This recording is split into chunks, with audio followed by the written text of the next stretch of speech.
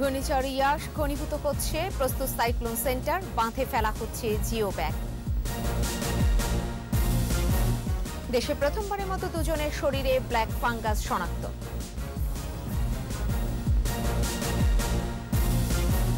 জাতীয় কবি নজরুলের সমাধিসৌধে শ্রদ্ধাঞ্জলি, চিরভাস্বর থাকবে দ্রোহ ও সাম্যের চেতনা।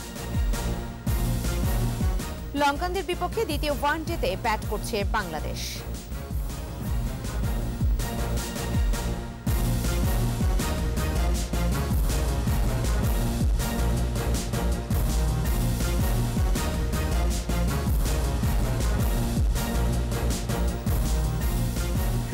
ফার্স্ট সিকিউরিটি ইসলামী ব্যাংক লিমিটেড সংবাদ শিরোনাম। প্রত্যেককে আমন্ত্রণ জানাচ্ছি দুপুর 2টার 21 সংবাদে। সাথে থাকছে আমি ফেরদৌসে আহমেদ।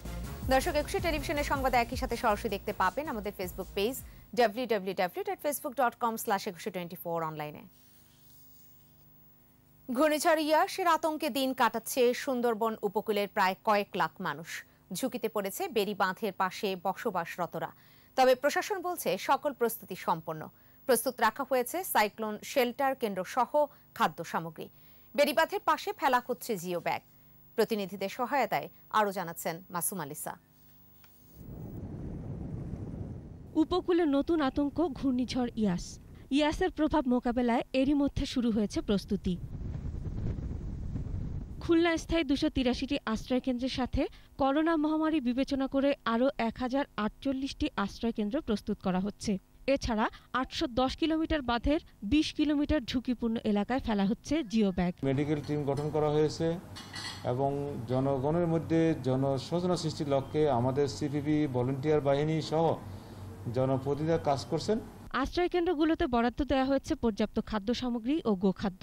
প্রস্তুত প্রায় 5,500 স্বেচ্ছাসেবক। ত্রাণ বিষয় নিয়ে আসলে খুব সমস্যা নেই, আমাদের পর্যাপ্ত ত্রাণ আছে। 5,320 জন স্বেচ্ছাসেবক প্রস্তুত আছে। বঙ্গোপসাগরে সৃষ্ট ঘূর্ণিঝড় ইয়াসের প্রভাবে বাগেরহাটের নদী খালের পানি বেড়েছে। শরণখোলায় আতঙ্কিত জেলে ও বাসিন্দারা।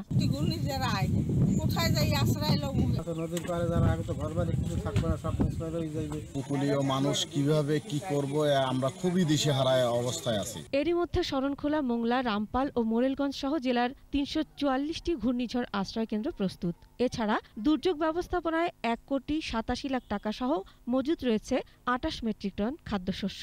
ঘূর্ণিঝড়কালীন বা ঘূর্ণিঝড় পরবর্তীতে ক্ষয়ক্ষতির পরিমাণ নিরূপণপূর্বক দ্রুত গতিতে যেন জনগণের কাছে ত্রাণ সহায়তা বা উদ্ধার তৎপরতার কার্যক্রমটি বাস্তবায়ন করা যায়, তার জন্য আমরা জেলা প্রশাসন তৎপর রয়েছে। কক্সবাজারে 576টি ঘূর্ণিঝড় আশ্রয়কেন্দ্র ও 25টি মুজিব কিল্লা প্রস্তুত। তৈরি আছে মেডিকেল টিম।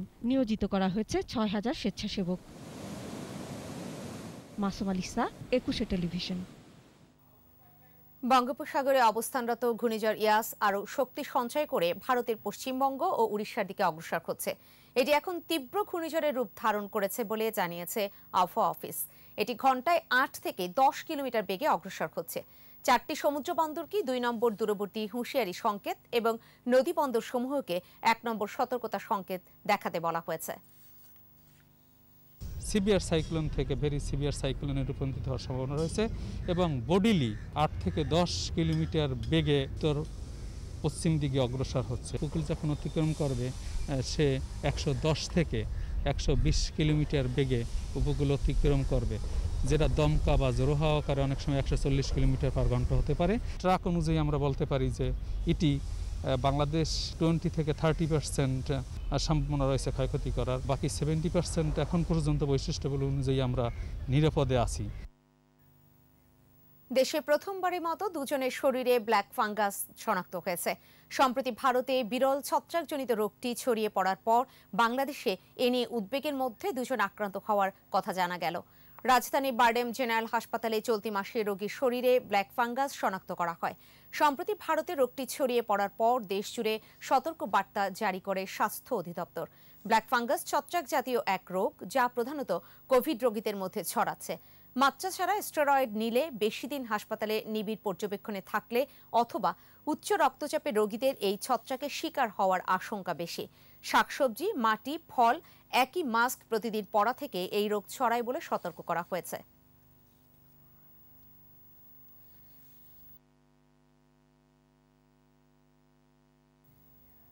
জাতীয় কবি কাজী নজরুল ইসলামের ১২২তম জন্মজয়ন্তী উপলক্ষে তাঁর সমাধিতে শ্রদ্ধা নিবেদন করেছে সর্বস্তরের মানুষ। দ্রোহ ও মমতার কবি নজরুল সবসময় দেখিয়েছেন স্বাধীনতা ও সাম্যের পথ। বর্ণবাদ কিংবা সাম্প্রদায়িকতার বিরুদ্ধে তার স্বর সবসময় দীপ্ত। মহামারীর এই ঘোর সংকটকালে আত্মমানবতার সেবায় নজরুলের অনুপ্রেরণা, এমনটাই মনে করেন বিদগ্ধজনরা। মোহাম্মদ হানিফের ক্যামেরায় মানিক শিকদারের রিপোর্ট। দ্রোহ আর প্রেমের কবিতায় একাকার, সাম্য আর সম্প্রীতির বাণী যিনি শুনিয়েছেন দীপ্ত উচ্চারণে, তিনি মিশে আছেন বাঙালির সত্তায়। কবি নজরুলের ১২২তম জন্মজয়ন্তী।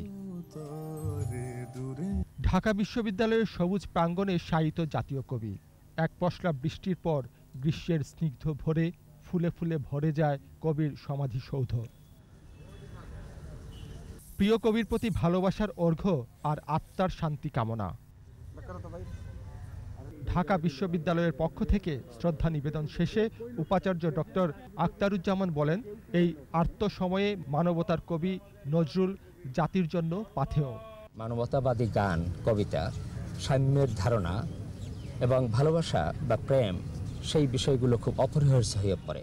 আওয়ামী লীগ ও প্রধানমন্ত্রীর পক্ষে কবির সমাধিতে শ্রদ্ধা নিবেদন শেষে ওবায়দুল কাদের বলেন, ৭১-এর রণাঙ্গনে শক্তি ও সাহসের এক কাণ্ডারি নজরুল।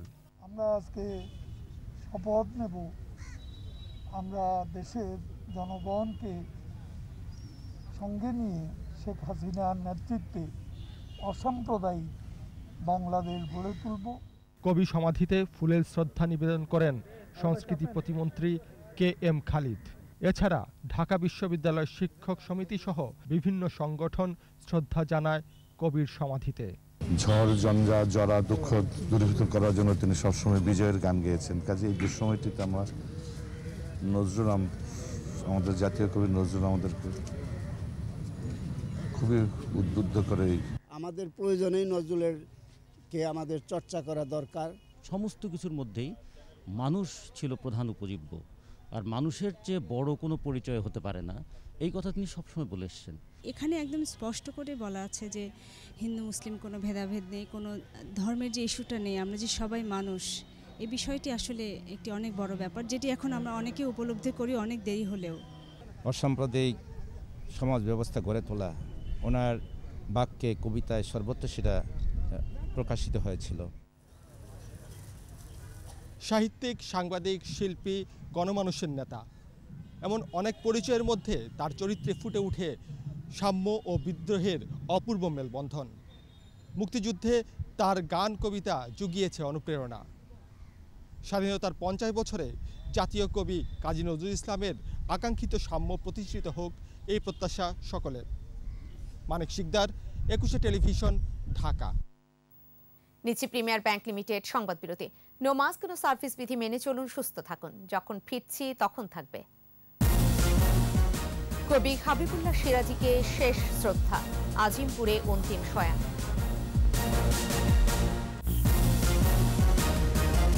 দেখছেন দুপুর ২টার ২১ সংবাদ। বাংলা একাডেমির মহাপরিচালক কবি হাবিবুল্লাহ সিরাজীকে শ্রদ্ধা জ্ঞাপন শেষে আজিমপুরে দাফন করা হয়েছে। ১ মাস হাসপাতালে থাকার পর সোমবার রাতে মারা যান তিনি। বাংলা একাডেমিতে শ্রদ্ধা নিবেদন শেষে আজিমপুর কবরস্থানে দাফন করা হয় ২১ পদকপ্রাপ্ত এ কবিকে। বাংলা সাহিত্যে তার অবদান স্মরণীয় হয়ে থাকবে চিরকাল। হাবিবুল্লাহ সিরাজীর মৃত্যুতে শোক জানিয়েছেন প্রধানমন্ত্রী শেখ হাসিনা। আরও জানাচ্ছেন প্রণব চক্রবর্তী। বাংলা সাহিত্যের অনন্যজন কবি হাবিবুল্লাহ সিরাজী। তার লেখা কবিতায় শৈল্পিকতার পাশাপাশি রয়েছে বিষয় ভাবনার সুগভীর বৈচিত্র্য। শুধু কবিতা নয়, গদ্য যেন তার কবিতারই সহোদরা, স্বতন্ত্রও বটে। শিশু কিশোর সাহিত্যে হাবিবুল্লাহ সিরাজী স্বমহিমায় সমুজ্জ্বল। তার বিবিধ রচনা অনুদিত হয়েছে বহু ভাষায়। বেশ কিছুদিন থেকেই ভুগছিলেন কোলন ক্যান্সারে। শারীরিক নানা জটিলতার কারণে স্বাস্থ্যের অবনতি হলে ভেন্টিলেশন সাপোর্ট নেওয়া হয় তাকে। অবশেষে হার মানেন নিয়তির কঠিন বাস্তবতার কাছে। গদ্য পদ্য মিলিয়ে হাবিবুল্লাহ সিরাজীর গ্রন্থের সংখ্যা প্রায় ৫০-এর অধিক। লিখেছেন প্রবন্ধ, উপন্যাস, স্মৃতিকথাও। ২০১৬ সালে পান ২১ পদক। বাংলা একাডেমি সাহিত্য পুরস্কার সহ পেয়েছেন নানা পুরস্কার। 1948 সালের 31 ডিসেম্বর ফরিদপুর জেলার রসুলপুর গ্রামে জন্মগ্রহণ করেন কবি হাবিবুল্লাহ সিরাজি। ফরিদপুর জেলা স্কুল ও রাজেন্দ্র কলেজের পাঠ চুকিয়ে বুয়েট থেকে প্রকৌশল স্নাতক ডিগ্রি লাভ করেন তিনি।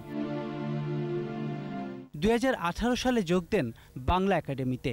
শেষবারের মতো কর্মস্থলে এলে শ্রদ্ধা জানান দীর্ঘদিনের সহযোদ্ধা ও শুভাকাঙ্ক্ষীরা। জানাজা শেষে আজিমপুর কবরস্থানে দাফন করা হয় এই বিশিষ্টজনকে। এবং তিনি সবসময় খুব স্পষ্ট ভাষায় শক্ত কথাগুলোকেও সুস্পষ্ট ভাষায় সাবলীলভাবে উপস্থাপন করতে পারতেন। সমস্ত লেখার মান সম্মান এটাই আমাদের ভাইস চ্যান্সেলর মহোদয় বলছিলেন। হাবিবুল্লাহ সিরাজি কিন্তু জন্ম যুগে যুগে হয় না।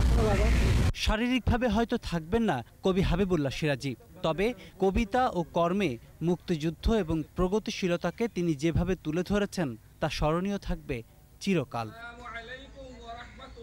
প্রণব চক্রবর্তী, 21 টেলিভিশন, ঢাকা। এবার বাজেট প্রসঙ্গ।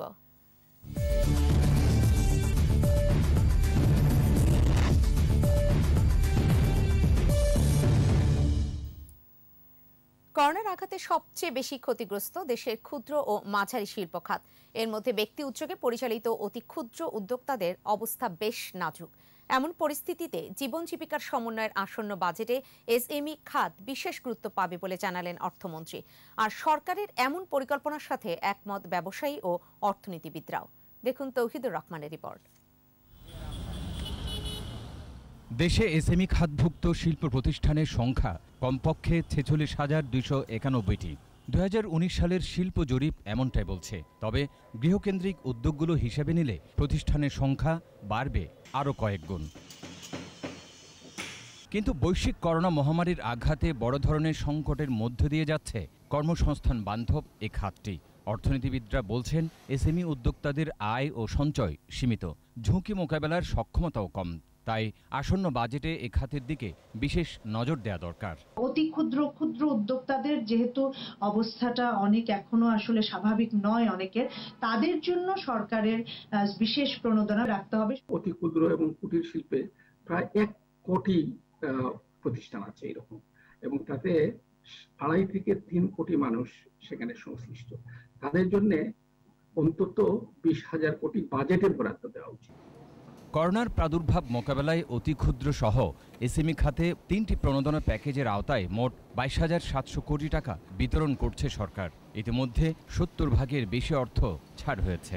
নতুন বাজেটে এই খাতের জন্য সুস্পষ্ট দিক নির্দেশনা চান ব্যবসায়ী নেতারাও। প্রতি 10 জনের মধ্যে 7 জনের কর্মসংস্থান তৈরি করে সিএমএস। ওদের এমপ্লয়মেন্টের কন্ট্রিবিউশন অনেক বেশি এবং তারা সবচেয়ে বেশি ক্ষতিগ্রস্ত। অতি ক্ষুদ্ররাই কিন্তু টাকাটা পাচ্ছেন না। চেম্বারগুলিকে, অ্যাসোসিয়েশনগুলিকে ব্যাংকগুলির সাথে কিভাবে সমন্বয় করা যায়, এটা ট্রাইপার্টি একটা অ্যারেঞ্জমেন্ট করা যায় কিনা, অ্যাটলিস্ট আমরা রিকমেন্ডেশন করতে পারি যে এই পার্টিকে দিলে ভালো হয়। এদিকে আগামী বাজেটে ব্যবসা বাণিজ্য সুরক্ষার বিষয়টি বাড়তি গুরুত্ব পাবে বলে জানালেন অর্থমন্ত্রী। ছোট বড় সব ধরনের উদ্যোক্তার জন্য বিদ্যমান নীতি সহায়তা অব্যাহত রাখার আশ্বাস তার। আমরা সিস্টেমে নিয়ে এসে দিচ্ছি, আমরা এগুলো আমরা কোনো মিডলম্যানকে ইউজ করতেছি না। মিডলম্যানকে ইউজ করলে পরে টাকাটা তারা যাদের জন্য টাকা দিচ্ছি আমরা তারা টাকা পেত না। আমরা এই জন্য যাদের অ্যাকাউন্ট নাম্বার নাই ব্যাংক অ্যাকাউন্ট খোলাচ্ছি।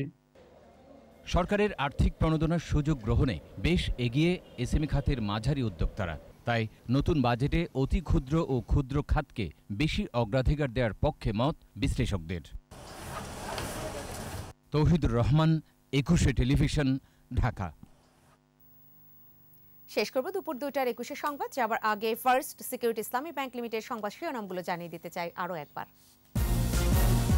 ঘূর্ণিঝড় ইয়াস ঘনীভূত হচ্ছে, প্রস্তুত সাইক্লোন সেন্টার, বাঁধে ফেলা হচ্ছে জিও ব্যাগ। দেশে প্রথমবারের মতো 2 জনের শরীরে ব্ল্যাক ফাঙ্গাস শনাক্ত। জাতীয় কবি নজরুলের সমাধিসৌধে শ্রদ্ধাঞ্জলি, চিরভাস্বর থাকবে দ্রোহ ও সাম্যের চেতনা। লঙ্কানদের বিপক্ষে দ্বিতীয় ওয়ানডেতে ব্যাট করছে বাংলাদেশ।